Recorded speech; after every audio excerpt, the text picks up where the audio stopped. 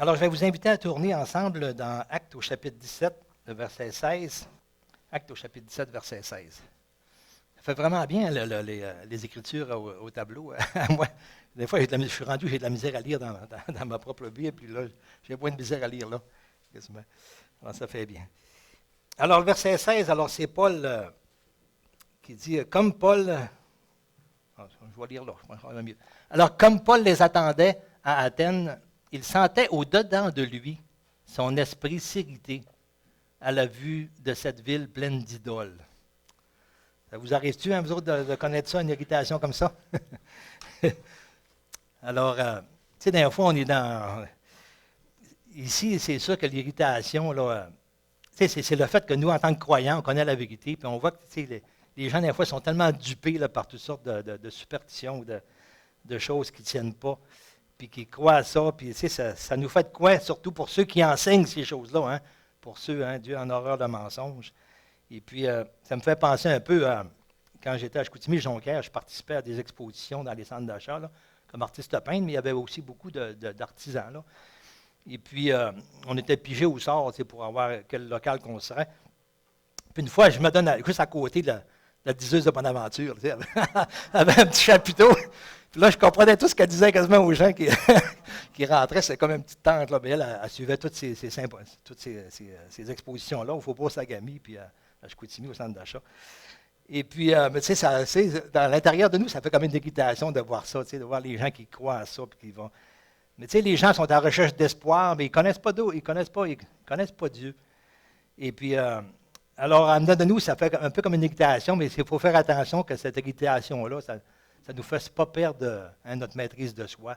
Puis que là, finalement, on se comporte mal dans tout ça. C'est, des fois, souvent, les chrétiens, des fois, surtout quand on débute, là, on répond un petit peu raide à ces personnes-là, puis dans le fond, on brise tout, on fait bien plus de tort que de bien.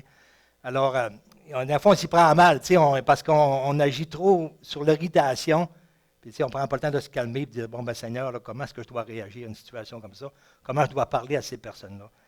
Alors ça, et on voit que Paul, ben, c'est ça, il a senti cela, mais on voit que la façon dont il va se procéder par la suite, là, eh bien, il va avoir une approche là, où il va avoir vraiment une maîtrise de soi, puis il va y aller avec sagesse et prudence dans la façon dont il va s'avancer avec tout cela. Alors, il va plutôt chercher là, de quelle façon que je pourrais profiter de ça, peut-être, pour être capable là, de glorifier Dieu à travers ça. Parce que Dieu, il exerce sa grâce envers les non-croyants. Il voudrait qu'ils viennent à la repentance, à la connaissance de Dieu. Alors, si on les rejette parce que ça nous irrite, bien là, il faut faire attention. Et puis, y aller avec douceur, avec sagesse, avec une approche de sagesse dans ça. Et prendre le temps de calmer un peu là, la petite tempête intérieure. Puis dire, bon, ben là, Seigneur, maintenant j'ai besoin de toi. Je veux y aller avec ta grâce, avec ta force. Et si on regarde les versets 22 et 23, alors ça nous dit, Paul debout au milieu de l'aréopage, dit, homme athénien, je vous trouve à tous égards extrêmement religieux. Tu sais, il va un petit peu avec, c'est des gens, en tout cas, au moins, qui ont un esprit à croire quand même dans les choses spirituelles ou les choses qu'ils comprennent moins, mais ils croient qu'il y a quand même des choses peut-être dans les lieux spirituels.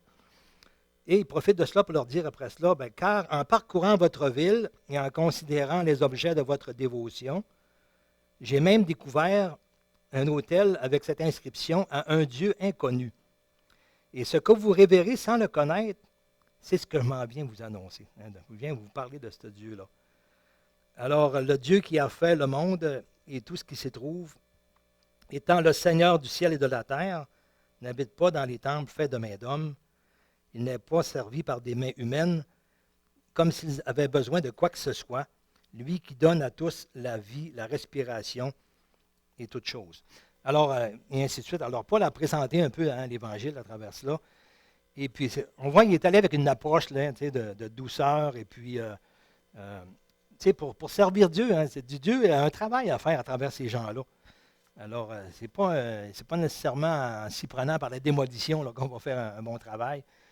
Et alors, ça demande vraiment là, de faire attention, d'être prudent, d'aller avec sagesse. Puis on voit aussi, dans Acte 23, le verset 11,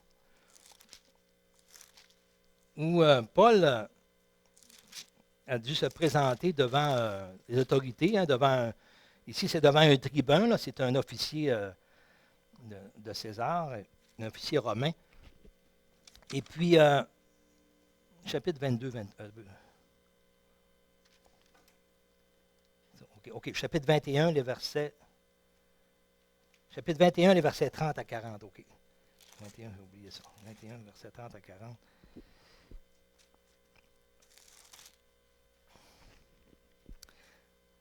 Alors toute la ville fut émue et le peuple accourut de toutes parts. Ils se saisirent de Paul et le traînèrent hors du temple, dont les portes furent aussitôt fermées. Et comme il cherchait à le tuer, le bruit vint au tribun de la cohorte que tout Jérusalem était dans la confusion. À l'instant, il prit des soldats et des centeniers et courut à eux. Voyant le tribun et les soldats, ils cessèrent de frapper Paul. Alors, ça n'allait pas bien là, pour Paul, là, vraiment. Alors le tribun s'approcha, se saisit de lui et le fit lier de 2 chaînes.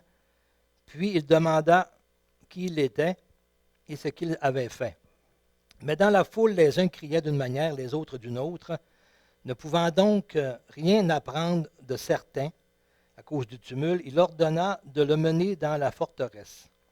Et lorsque Paul fut sur les degrés, sur les marches, il dut être porté par les soldats à cause de la violence de la foule. C'était quelque chose, hein? Car la multitude du peuple suivait en criant « Fais-le mourir ». Alors, au moment d'être introduit dans la forteresse, Paul dit au tribun « M'est-il permis de te dire quelque chose ?» Alors, on voit qu'il va avec respect, vraiment, vers cette personne-là. Et le tribun répondit « Tu sais le grec ?»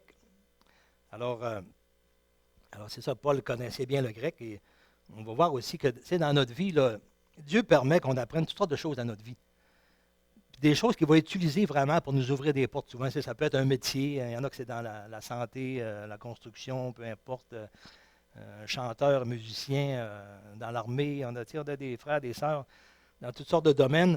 Et souvent, Dieu a permis qu'on apprenne ces choses-là pour, seulement pour... là, dans les buts qu'il vise avec nous, dans les œuvres qu'il a préparées d'avance pour nous. Alors ici, Paul, Dieu avait permis qu'il apprenne le grec, il était même citoyen romain. Alors ça lui était utile vraiment. Alors, le tribun répondit, tu sais, le grec, il était comme étonné de cela, puis il avait apprécié cela. Il dit, tu n'es donc pas cet Égyptien qui s'est révolté dernièrement et qui a amené dans le désert 4000 brigands. Alors, tu sais, il y avait beaucoup de climat de révolte à ce moment-là parce qu'il y avait beaucoup de ça n'allait pas bien au niveau politique, tout cela, là, puis avec les Romains qui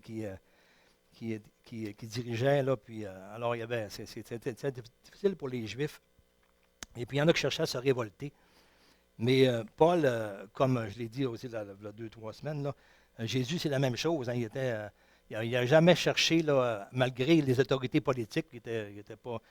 que c'était difficile pour les Juifs, là, il n'a jamais cherché à susciter de la révolte au travers des Juifs là, contre les Romains, contre les autorités civiles. Mais au contraire, toujours y aller avec respect, parce que son but, c'est de sauver aussi, c'est amener l'Évangile à ces gens-là. Alors, et c'est ça. Alors, ça a permis, cette approche-là de douceur, de respect, ça a permis à Paul d'ouvrir une porte vraiment pour présenter encore l'Évangile, aller plus loin. Et puis, on voit même au chapitre 23, le verset 11, jusqu'où ça a pu le conduire. Ça lui donnait la possibilité d'aller jusqu'à Rome. On voit, la nuit suivante, le Seigneur apparut à Paul et dit, « Prends courage, car de même que tu as rendu témoignage de moi dans Jérusalem, il faut aussi que tu rendes témoignage de moi dans Rome. » Et finalement, à cause de la persécution, tout cela, ça a amené Paul à aller jusqu'à Rome. Et puis, pendant 2 ans, là, il a enseigné, on voit plus tard dans les Actes, qu'il a enseigné 2 ans de temps à Rome l'Évangile. Alors, on voit que Dieu utilise des fois les persécutions, même si c'est injuste. Dieu utilise ces circonstances-là pour nous conduire, pour nous amener vraiment, à nous ouvrir des portes vraiment pour l'Évangile. Ce n'est pas nécessairement quand tout va bien que l'Évangile se répand le plus. Puis souvent, il y a des périodes difficiles, comme on vit là, mais ça ouvre des nouvelles portes souvent. Alors Dieu utilise toutes les circonstances de notre vie, que ce soit même dans le confinement, ou que ce soit même la persécution, la souffrance, la captivité. Hein, c'était pas mal pire la captivité à cette époque-là qu'aujourd'hui, ce qu'on vit. Ça peut être l'emprisonnement, puis ça va même des fois jusqu'à la mort. Hein. Il y a des personnes qui sont mortes dans le Seigneur et puis ils ont été un témoignage même. On voit même des exemples de témoignages de chrétiens durant l'histoire de l'Église qui ont été mis à mort comme martyrs par des bourreaux. Puis il y a des témoignages qu'il y a des bourreaux qui se sont convertis au Seigneur après avoir vu le comportement des chrétiens face à la mort, leur paix puis leur foi. Alors, il y a des témoignages qui existent de cela, hein, même parmi les nazis, même dans le temps de la guerre. Alors, c'est ça, Dieu utilise toutes ces circonstances-là. Dieu n'est pas mal pris avec ça. Et puis, alors, une question que je peux me poser, c'est est-ce que moi, je suis utilisable quand ça va mal pour moi? Est-ce que je suis utilisable quand ça va mal, quand ça ne va pas bien? Quand je suis dans les problèmes, là, les douleurs peut-être... en tout cas, est-ce que je suis grincheux? Est-ce que je suis irrité? Est-ce que je suis mécontent? Est-ce que je suis résistant? Ou est-ce que je suis utilisable pour le Seigneur? Alors ça, c'est vraiment important. C'est un petit peu le thème du message ce matin. Alors, je vous présente 5 noms de personnes, peut-être 6 même. Puis essayez de voir qu'est-ce qu'il y a en commun entre ces personnes-là dans la mission que Dieu leur a donnée, puis dans la préparation aussi, comment Dieu les a préparés. Si je vous dis, comme l'exemple de Paul, Moïse, Joseph, Daniel, Néhémie, puis même Jonas. Là.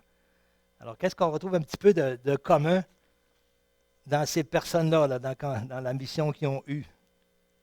Quelqu'un veut s'avancer? Oui, un beau souffle. Dans la préparation, oui. Alors, toutes ces personnes-là ont été amenées devant des autorités civiles, des rois, des pharaons, des gouverneurs, des païens, tu sais, et puis ils ont été amenés là devant ces personnes-là. Comme Moïse est allé devant Pharaon, hein, on voit Daniel, on va le dire tout à l'heure, c'est dans Daniel qu'on va aller ce matin. Paul est allé aussi devant beaucoup d'autorités, comme on le voit là. Et puis Joseph aussi en Égypte, là, hein, est allé devant le Pharaon, le roi d'Égypte. Et mais tu sais, le parcours de Joseph, quand on lit ça, c'est extraordinaire aussi. Hein? L'injustice, il a été mis en prison. Il a été 13 ans en prison avant de se rendre là en Égypte, tout ça.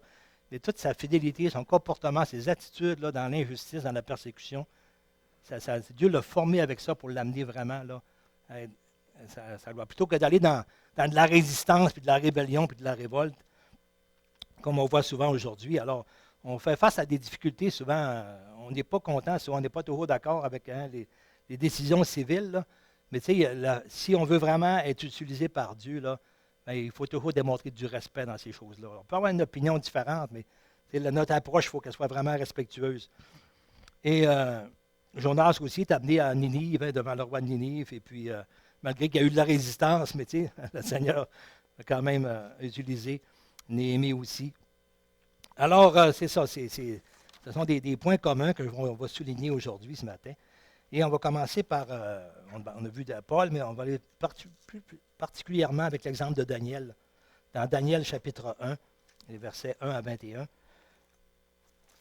Alors, on va tourner ensemble. Et Daniel, c'est vraiment un exemple, là.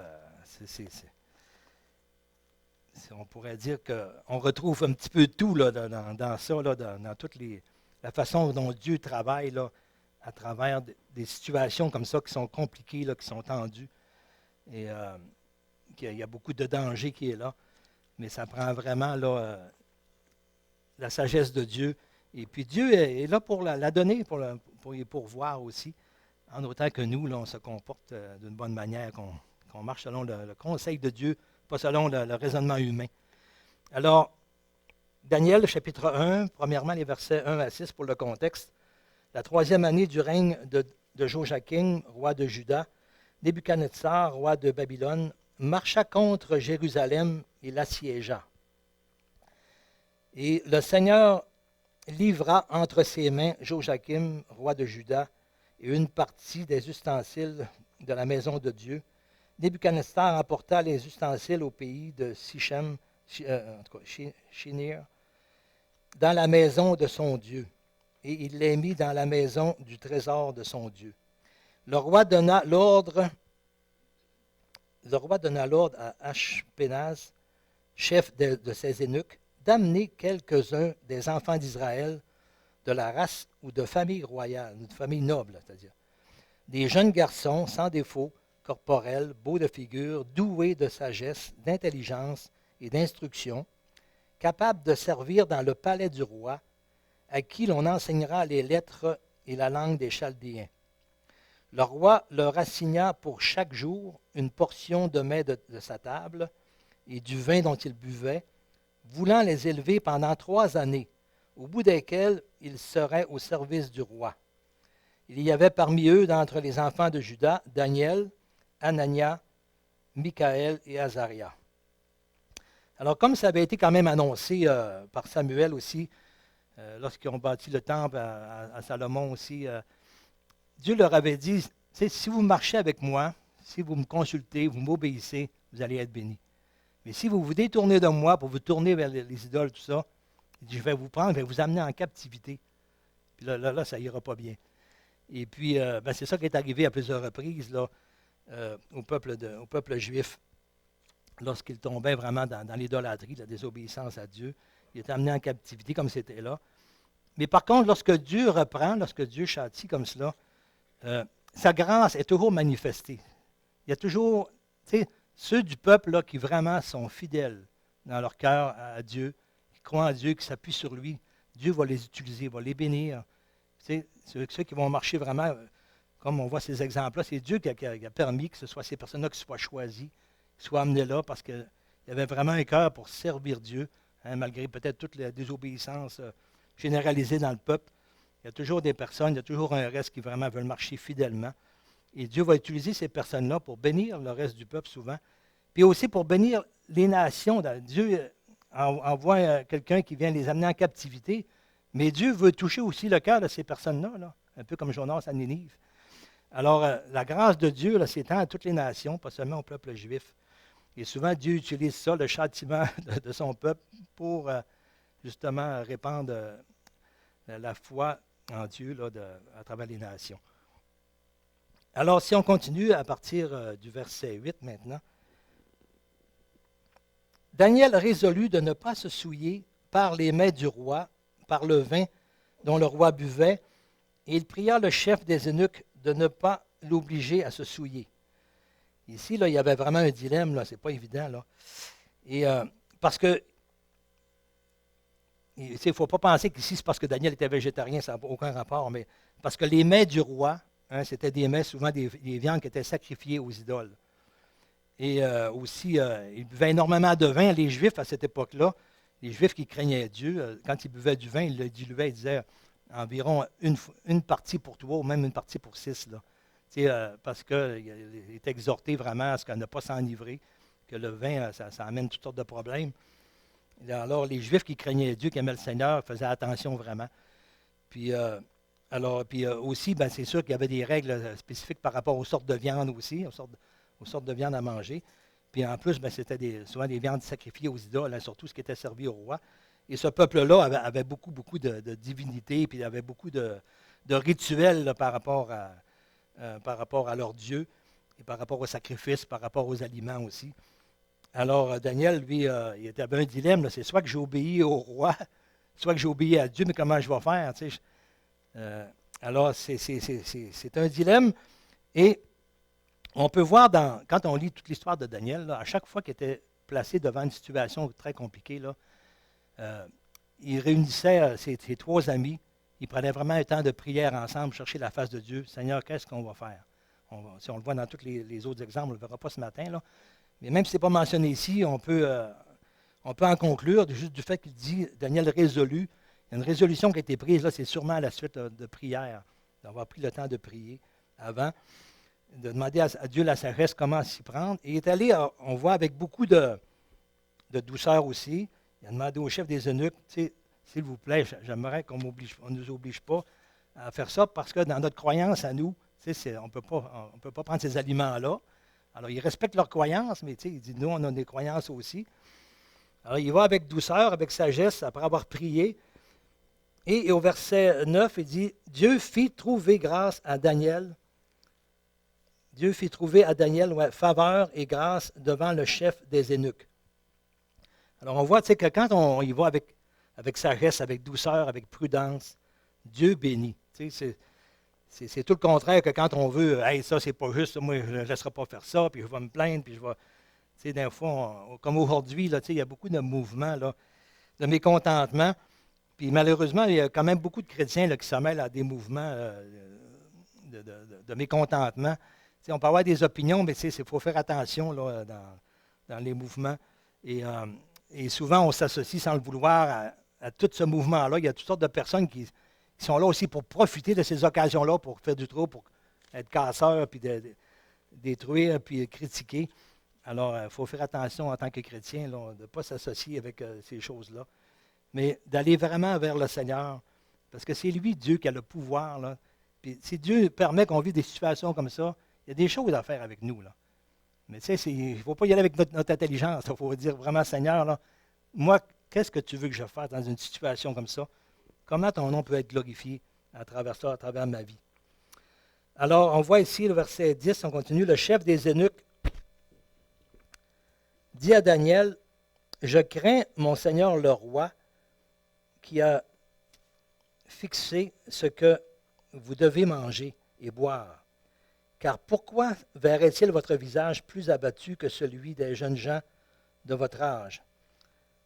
Vous exposeriez ma tête auprès du roi. » Alors lui, il avait peur aussi. Là. Lui, il avait été chargé par le roi pendant 3 ans de temps là, de tous les éduquer, tout ça, voir à leur éducation et à leur nourriture, pour les présenter au bout de 3 ans devant le roi, pour être sûr qu'ils soient vraiment là, bien.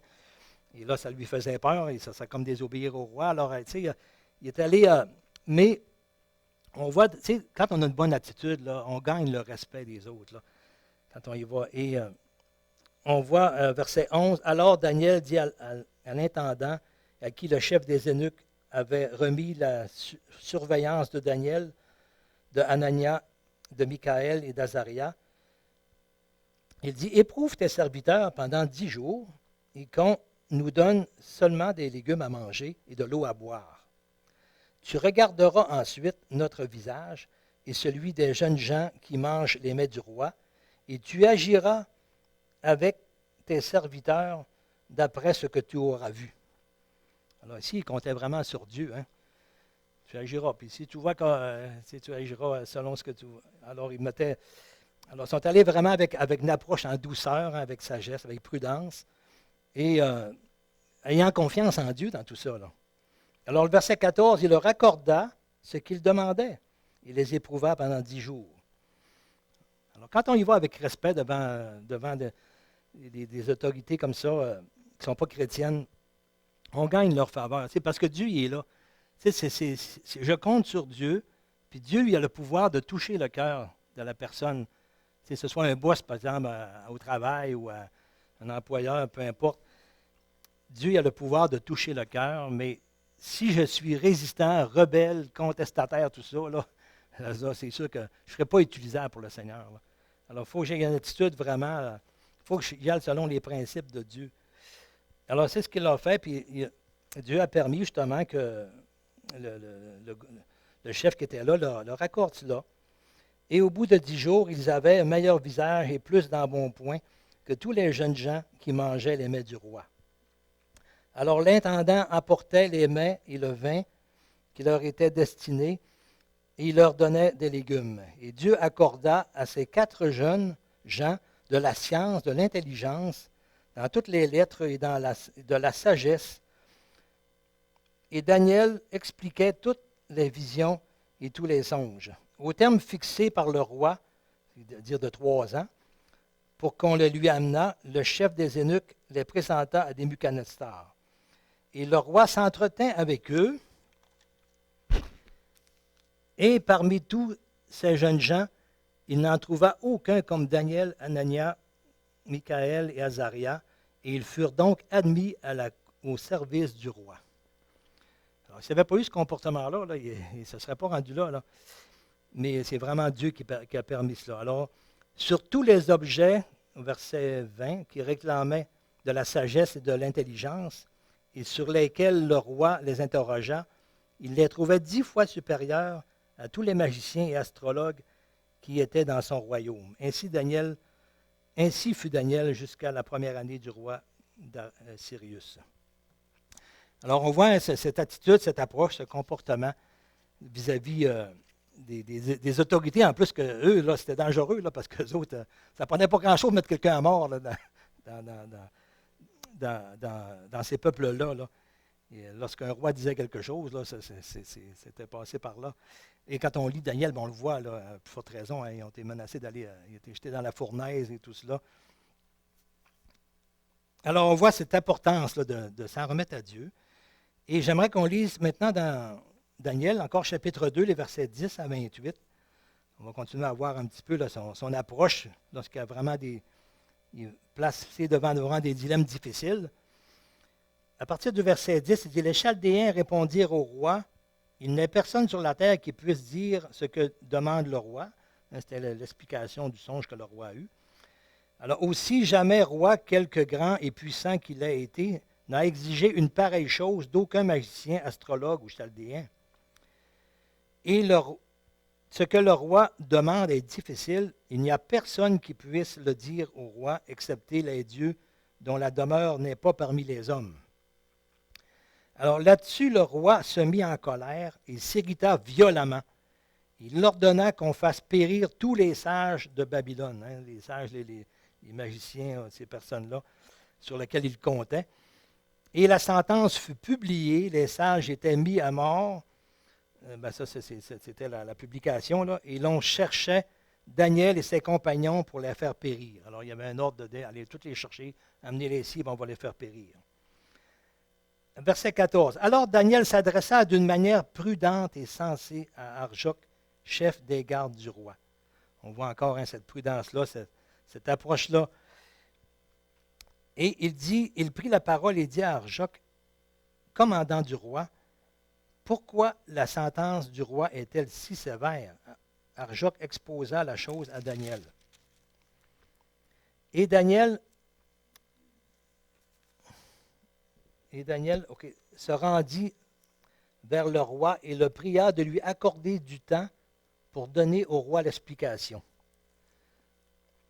Alors, pourquoi du temps? C'est pour le temps justement de prier Dieu, d'aller vers Dieu. Ensuite, verset 17, Daniel alla dans sa maison et instruisit de cette affaire Anania, Michaël et Azaria, ses compagnons dans la foi en même temps, les engageant à implorer la miséricorde de Dieu, du Dieu des cieux, afin qu'on ne fasse pas périr Daniel et ses compagnons avec le reste des sages de Babylone.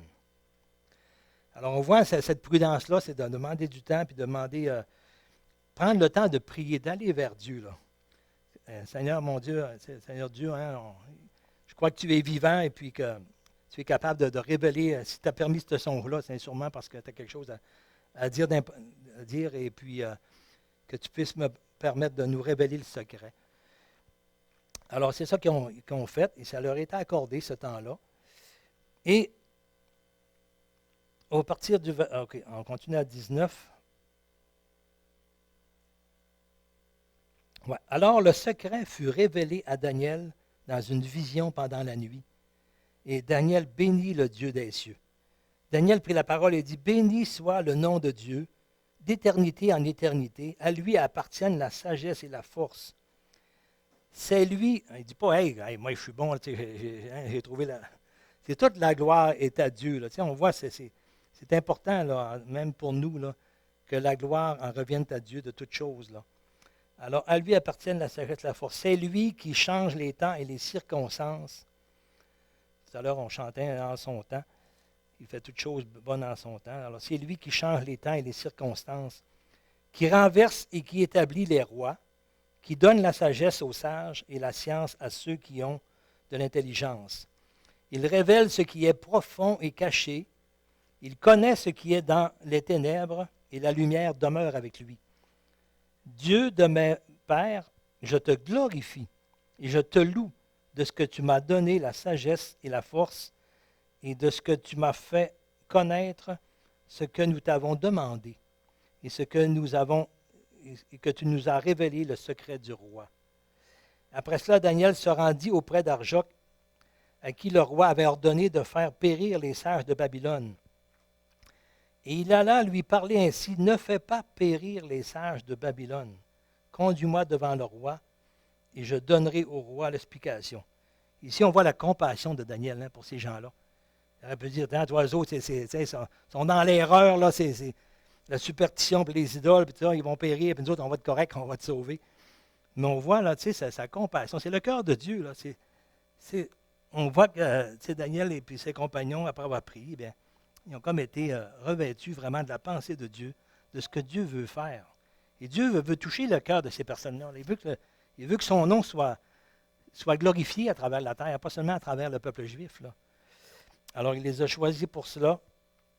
Et Daniel, on voit, il manifeste cette compassion-là. Il dit: « Hey, il ne faut pas que vous les fassiez périr. » Et bon, là, j'avais dit jusqu'à